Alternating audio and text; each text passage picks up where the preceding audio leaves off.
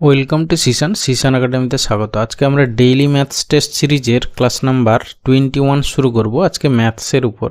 আজকে ক্লাসটা শুরু করার আগে কয়েকটা কথা বলি। তোমরা যারা কম্পিটিটিভ এক্সাম প্রিপারেশান নিচ্ছ, মেন কিন্তু কম্পিটিটিভ এক্সামের স্কোরিং পোর্শান হচ্ছে গিয়ে তোমার ম্যাথস অ্যান্ড জিআই, ঠিক আছে? বাকি যেগুলো আছে, ধরো জিএস বলো বা হচ্ছে গিয়ে ইংলিশ বলো, ঠিক আছে? ইংলিশে সবার হয়তো দক্ষতা থাকে না, সেক্ষেত্রে অনেকে যারা একটু ইংলিশে অ্যাডভান্টেজ থাকে তারা একটু এগিয়ে থাকে অবশ্য, ঠিক আছে? আর হচ্ছে গিয়ে এখন কম্পিটিটিভ লেভেল যেদিকে চলে গেছে, কম্পিটিটিভ এক্সামের লেভেল, সেক্ষেত্রে তোমাকে পুরো T20-র যুগ এখন বলতে গেলে, মানে অলরাউন্ডার হতে হবে, ঠিক আছে? তার থেকেও বলবো মেন হচ্ছে ম্যাথস জিআই, যেটা হচ্ছে গিয়ে স্কোরিং সাবজেক্ট আমি বলবো। এবার সেক্ষেত্রে তোমাদেরকে এই ম্যাথ জিআই এর ক্ষেত্রে রেগুলার বেসিসে যদি তুমি প্র্যাকটিস না করো, তাহলে কিন্তু স্কোর তোমার ঠিকঠাক হবে না। সেই জন্য রেগুলার বেসিসে যাতে প্র্যাকটিসের মধ্যে থাকতে পারো, আমি সেই জন্যে এই ডেইলি ম্যাথ টেস্ট সিরিজটা তোমাদের জন্য নিয়ে এসেছি, ঠিক আছে? এখানে দেখো, প্রতিদিন আমার সব থেকে অনেক বেশি কোশ্চেন নাই হোক, অ্যাটলিস্ট 10টা করে যদিও কোশ্চেন আমি প্র্যাকটিস করতে পারি, ঠিক আছে, তাহলে কিন্তু অনেক, ঠিক আছে? আমি 10টা তো অনেক কম হয়ে যাচ্ছে, তোমাকে অ্যাটলিস্ট দিনে 50 কোশ্চেন ম্যাথ জিআই থেকে তোমাকে প্র্যাকটিস করতে হবে, ঠিক আছে? If you are a serious candidate, otherwise কিন্তু তোমার হবে না। হ্যাঁ, মানে ম্যাথ জিআইতে তোমাকে বেশি সময় দিতে হবে, ঠিক আছে? আচ্ছা, সেই জন্য বলবো তোমরা যারা সিরিয়াস ক্যান্ডিডেট, ক্লাসটা রেগুলার বেসিসে প্রতিদিন দেখো আর বন্ধুবান্ধবদের সঙ্গে শেয়ার করো, ঠিক আছে? চলো, আজকে যে 10টা কোশ্চেন আছে আমি প্রথমে তোমাদেরকে শো করছি, তোমরা আগে সলভ করে নাও, তারপর হচ্ছে গিয়ে আমার সঙ্গে অ্যান্সার মেলাও, ঠিক আছে? কত স্কোর হচ্ছে দেখো, 10এ যদি 10 পেয়ে যাও তাহলে খুব ভালো কথা, কিন্তু 10এ যদি 8ও পাও ঠিক আছে, কিন্তু 8-এর নিচে যদি নেমে যায় তাহলে ভাববে তোমার প্রিপারেশনে অনেকটাই খামতি আছে, সেটাকে ওভারকাম করতে হবে, ঠিক আছে? চলো দেখো, ফার্স্ট কোশ্চেন কি আছে, এটা হচ্ছে কি টাইম অ্যান্ড ওয়ার্কের অঙ্ক। নেক্সট কোশ্চেন আছে তোমার, এটাও টাইম অ্যান্ড ওয়ার্কের অঙ্ক। থার্ড কোশ্চেন, এটা প্রফিট লসের কোশ্চেন। ফোর্থ কোশ্চেন, এটা হচ্ছে এভারেজের কোশ্চেন। ফিফথ কোশ্চেন, এটা পার্সেন্টেজের কোশ্চেন। সিক্সথ কোশ্চেন, এটাও পার্সেন্টেজ মানে profit loss. Next seventh question, এটা হচ্ছে এজ রিলেটেড কোশ্চেন। তারপর এখানে হচ্ছে গিয়ে তোমার, এটা হচ্ছে গিয়ে পার্টনারশিপ বিজনেস। তারপর এখানে দেখো সিম্পল ইন্টারেস্টের কোশ্চেন। অ্যান্ড ফাইনাল এটা হচ্ছে গিয়ে তোমার, এটা পার্সেন্টেজের কোশ্চেন ভাবতে পারো। ওকে, তাহলে এই 10টা কোশ্চেন তোমরা আগে সলভ করে নাও, এবারে আমরা চলে যাই ফার্স্ট কোশ্চেনে। ওকে, বলছে 6 men or 10 women can complete a work in 15 days. This work can be completed by 3 men and 10 women in. এখানে একটা এই টাইপের প্রবলেমের ক্ষেত্রে এই যে দেখো, এখানে আছে তোমার অর ডেটা, ঠিক আছে, আর এটা হচ্ছে অ্যান্ড ডেটা, ঠিক আছে?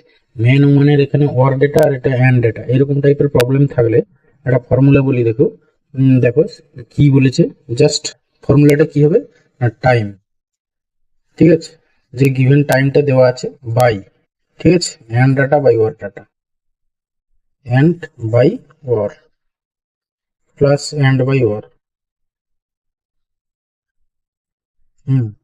দেখো তাহলে এখানে টাইমটা দেওয়া আছে কত, 15 বাই হচ্ছে ম্যানের এন্ড ডাটা কত, 3। ম্যানের দেখো এন্ড ডেটাতে 3 ম্যান আছে, ওর ডেটাতে কত 6 ম্যান আছে, তাহলে 3/6 প্লাস সিমিলারলি ওমেনের ক্ষেত্রে এন্ড ডেটাতে 10 ওমেন আর ওর ডাটাতে ও 10, ঠিক আছে? এটাকে সিম্পলিফাই করে যা হবে সেটাই অ্যান্সার।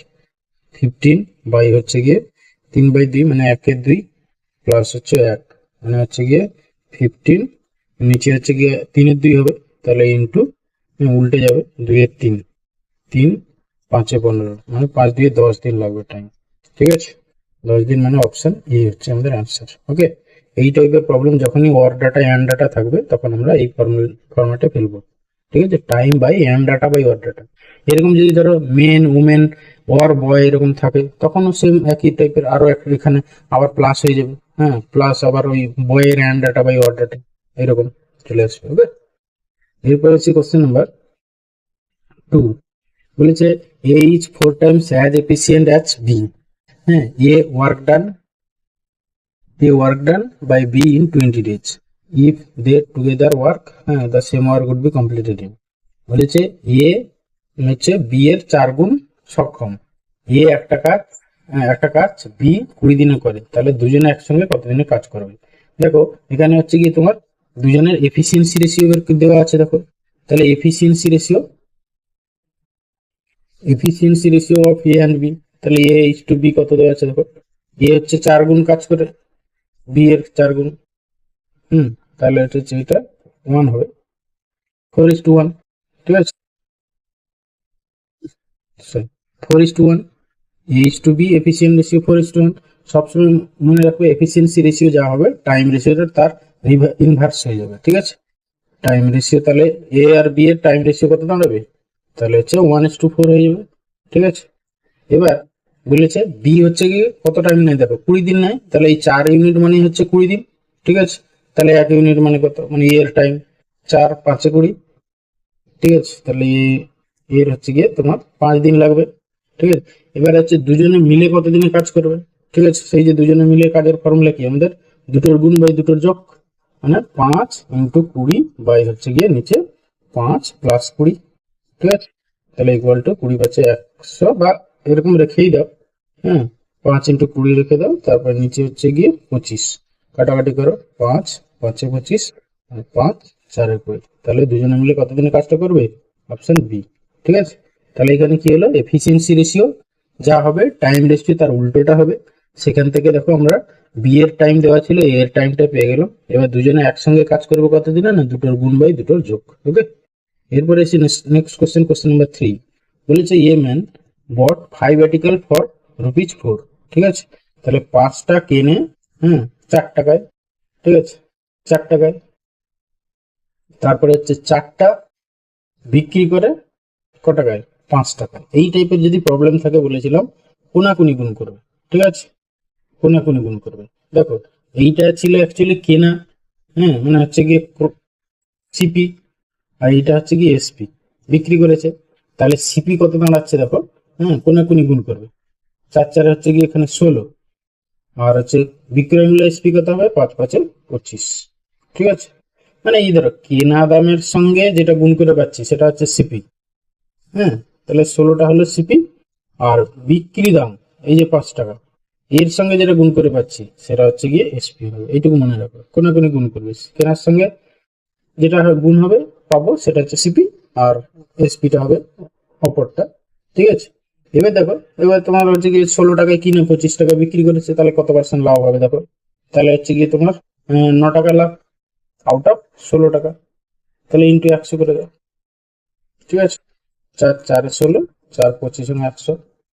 ঠিক আছে, 25 হচ্ছে 225 বাই হচ্ছে 4, এত পার্সেন্ট, মানে হচ্ছে গিয়ে তোমার 4 5 এ 20, আর হচ্ছে গিয়ে 4 6 24, 56 গুণ 1 এ 4, মানে অপশন সি অ্যান্সার। ওকে, এরপরে আসি কোশ্চেন নাম্বার 4, বলেছে a batsman makes a score of 85 runs in 13th innings, in the 13 innings, thus increased his average runs by 3, his average run after 13 innings. ঠিক আছে, তাহলে 13তম ইনিংসে সে 85 রান করায়, তার এভারেজ 3 রান বেড়ে গেছে। ঠিক আছে, তাহলে 13তম ইনিংসের পর তার এভারেজ রান কত। দেখো এই যে 13তম ইনিংসে যে রানটা করেছে এই যে 85, ঠিক আছে, 85 এ বেশি রান করেছে। ঠিক আছে, এভারেজের থেকে, তাহলে হচ্ছে আগের 12টা ইনিংসকে, আর 12টা ইনিংসের ক্ষেত্রে তোমার 3 3 করে বেড়ে গেছে, তাহলে এখান থেকে 12 × 3 বাদ দিয়ে দাও, যেটা থাকবে সেটাই হচ্ছে গিয়ে তোমার 13তম ইনিংসের পর এভারেজ, তাহলে 85 মাইনাস 36। ঠিক আছে, তাহলে ইউনিট ডিজিট হবে 15 থেকে 6 9, মানে 49। ঠিক আছে, অপশন ডি অ্যান্সার। এরপরে আসি কোশ্চেন নাম্বার 5, দেখো বলেছে 2 number 20% 25% less than a third number, বলছে how much percentage is the second number less than the first. তাহলে দুটো নাম্বার ধরে নাও, ফার্স্ট মানে লেস দেন থার্ড নাম্বার, তাহলে এখানে থার্ড নাম্বারটাকে তোমাকে 100 ধরে নিতে হবে। ঠিক আছে, তাহলে থার্ডটা আমি ধরে নিলাম 100। তাহলে ফার্স্টটা কত হবে? ফার্স্টটা বলেছে 20% কম, তাহলে হচ্ছে 80। আর সেকেন্ডটা হচ্ছে কি তোমার 25% লেস, মানে হচ্ছে 75। এবারে কি বলেছে দেখো, হ্যাঁ বলেছে হাউ মাচ পার্সেন্টেজ ইচ, হ্যাঁ second number less than first number, then যার সাপেক্ষে সেটা নিচে হবে। তাহলে ফার্স্ট নাম্বারের সাপেক্ষে নিচে হচ্ছে 80, তাহলে সেকেন্ড নাম্বার কত 75, সেটা ফার্স্ট নাম্বারের থেকে কত কম না 5 কম, তাহলে 5/80 ইন্টু 100। ঠিক আছে, তাহলে হচ্ছে গিয়ে 0 0 কেটে দাও, 2 4 8 আর 2 5 10, তাহলে 25/4 মানে সম্পূর্ণ 1/4, সম্পূর্ণ 1/4%, মানে অপশন বি হচ্ছে আমাদের অ্যান্সার। ওকে, তাহলে থার্ড নাম্বারকে ধরে নিলাম 100, ফার্স্ট নাম্বার হবে 80, 20% লেস বলেছে, আর সেকেন্ড নাম্বার হবে 75, 25% লেস। তাহলে হচ্ছে যার সাপেক্ষে সেটা নিচে থাকবে, ফার্স্ট নাম্বারের সাপেক্ষে বলেছে, তাহলে 80টা নিচে। এবার কত কম? সেকেন্ড নাম্বারটা 5 কম, তাহলে 5/80 ইন্টু 100। ওকে, এরপরে আছে কোশ্চেন নাম্বার 6। কি বলেছে? A man sold an article at a loss of 20% on selling price. ঠিক আছে, বলছে find his equivalent loss on cost price. ঠিক আছে, তাহলে তুমি যার সাপেক্ষে বলেছে তুমি সেটাকে 100 ধরে নাও। তাহলে অন সেলিং প্রাইস বলেছে, তুমি এসপি টাকে 100 ধরে নাও, 100 টাকা, এসপিটা হচ্ছে 100। তাহলে সিপি কত হবে? সিপি দেখো, যেহেতু লস বলেছে, সিপি অবভিয়াসলি কি হবে? এসপি থেকে বেশি হবে, তাই তো। যেহেতু লস বলেছে, আমাদের কেনা দামটা, হ্যাঁ সেলিং প্রাইসের থেকে যদি বেশি হয় তাহলে তখনই লস হয়। তাহলে আমি এসপি ধরেছি 100 টাকা, তাহলে সিপি কত হবে? হ্যাঁ, যেহেতু 20% লস বলেছে, তাহলে হচ্ছে কি তোমার 120 টাকা হবে। ঠিক আছে, তবে গিয়ে দেখো 100 কোটি টাকা বিক্রি করেছে, হচ্ছে গিয়ে তার 100 টাকা, মানে 100 কোটি টাকায় কিনেছে, 100 টাকায় বিক্রি করেছে, তার কারণে 20% লস হচ্ছে। এবার দেখো find is equivalent loss percentage on cost price, তাহলে অন কস্ট প্রাইস তোমাকে লসটা বের করতে হবে। তাহলে অন কস্ট প্রাইস, তাহলে নিচে 120, কত লস হয়েছে 20 টাকা, তাহলে 20/120। ঠিক আছে, 0 0 ইন্টু 100 করে দাও, 0 0, তাহলে হচ্ছে গিয়ে 2 6 12, মানে হচ্ছে গিয়ে 50/3, মানে হচ্ছে 16 × 2 3% লস।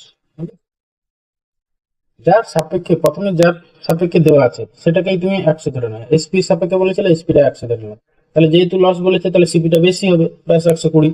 তাহলে কত কার সাপেক্ষে? এবার কস্ট প্রাইস সাপেক্ষে, নিচে 120, উপরে হচ্ছে 20 টাকা লস হয়েছে, তাহলে 20/120 ইন্টু 100।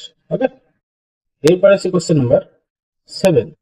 বলেছে দেখো, the ratio of ages of 2 boys 5:6, after 2 years the ratio will be 7:8। দেখো রেশিওটা একটু খেয়াল করো, 5:6 ছিল, তারপরে 2 বছর পরে 7:8 হয়েছে। দেখো 5 থেকে 7 আর 6 থেকে 8 কত বেড়েছে? সব +2 করেছে। হ্যাঁ, +2। এই +2 মানে হচ্ছে গিয়ে বলেছে 2 বছর,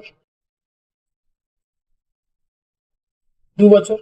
বলছে the ratio of the ages after 10 years। আচ্ছা, তাহলে তাহলে তাদের বর্তমান বয়স ধরে নাও, বের করে নাও। তাহলে 2 ইউনিট মানে হচ্ছে 2 বছর, তাহলে হচ্ছে কি 1 ইউনিট মানে 1 বছর, তাহলে 5 ইউনিট মানে হচ্ছে গিয়ে তোমার 5 বছর, আর হচ্ছে 6 ইউনিট মানে হচ্ছে গিয়ে 6 বছর। ঠিক আছে, তাহলে হচ্ছে গিয়ে তাদের এজ আফটার 10 years, তাহলে এর আফটার 10 years কত হবে? +10, এর সঙ্গে +10 করে না। ঠিক আছে, তাহলে 15:16 হবে অ্যান্সার।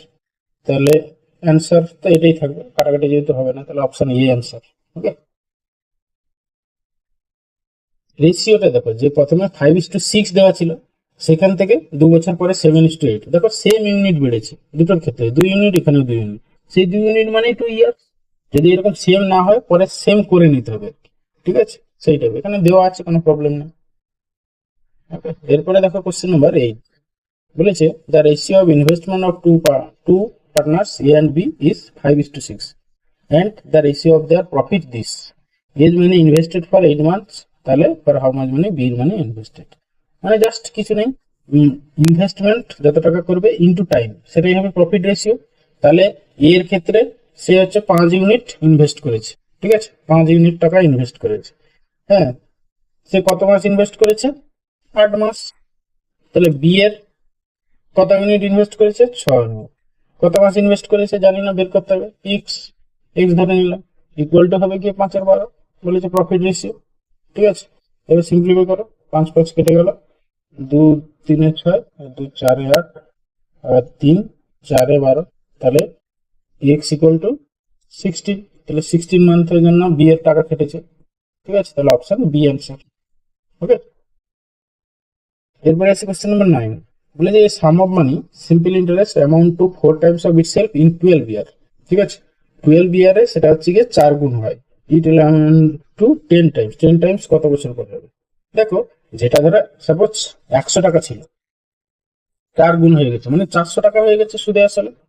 তাহলে তোমার এই যে 300 টাকা বাড়লো, হ্যাঁ, এই যে প্লাস 300, এই প্লাস 300টা কি?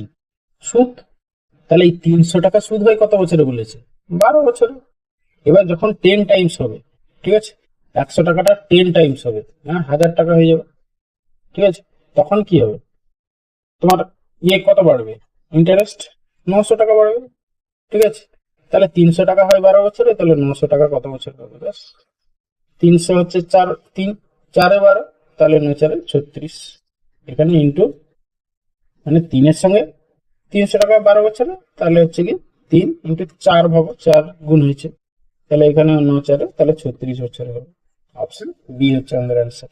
ওকে, এরপরে আসি কোশ্চেন নাম্বার 10, বলছে the salary, total salary of A B হচ্ছে 2000 টাকা।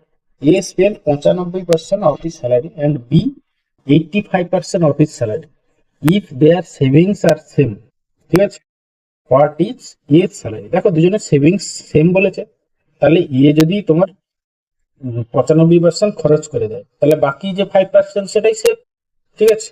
তাহলে এর 5%, সেটা হচ্ছে এর সেভ, সেটা আবার বি এর সেভ। বি এর সেভ কত? দেখো, বি, হ্যাঁ, 85% সে এক্সপেন্ডিচার তার স্পেন্ড করেছে, তাহলে পড়ে থাকছে 15%, তাহলে বি হচ্ছে 15%, বি এর 15%, তাহলে এটা হচ্ছে এর সেভিং, এটা হচ্ছে বি এর সেভিং, ঠিক আছে। এই দুটো বলেছে সমান, if their savings are same বলেছে, তাহলে এখান থেকে এ আর বি এর স্যালারি রেশিও বা ইনকাম রেশিও পেয়ে যাবে। তাহলে এ ইস টু বি কত দাঁড়াবে? এ আর বি এর স্যালারি রেশিও পেয়ে যাবে, তাহলে 15/5 মানে হচ্ছে 3:1। ওকে, তাহলে এই 3 + 1 মানে হচ্ছে 4 ইউনিট, দুজনের স্যালারি 4 ইউনিট, সে 4 ইউনিট মানেই বলা আছে তোমার 2000 টাকা। কার স্যালারি চেয়েছে? এর স্যালারি। এর স্যালারি মানে হচ্ছে 3 ইউনিট, 3 ইউনিট মানে কত? ঠিক আছে, তাহলে 4 50, 4 500, তারপরে হচ্ছে কি 3 × 500, তাহলে 1500, ঠিক আছে। তাহলে অপশন বি হচ্ছে আমাদের অ্যান্সার। এই ছিল আজকে আমাদের ডিএসটি। থ্যাংক ইউ ভিডিওটা শেষ পর্যন্ত দেখার জন্য। আশা করি অনেক কিছু শিখতে পারলে, যে কটা অঙ্ক করালাম, তার মধ্যে কিছু কিছু জিনিস আমি বললাম। ওকে, এইভাবে এই প্লে লিস্ট দেখবে ডিএসটির উপরে, ম্যাথ দিয়ে প্রতিদিন একটা করে ডিএসটি থাকবে, ঠিক আছে, দেখতে থাকবে, আশা করি ভালো লাগবে এবং অনেক কিছু শিখতে পারবে, আর প্র্যাকটিসও হয়ে যাবে প্রতিদিন, ঠিক আছে। থ্যাংক ইউ, ভালো থাকবে।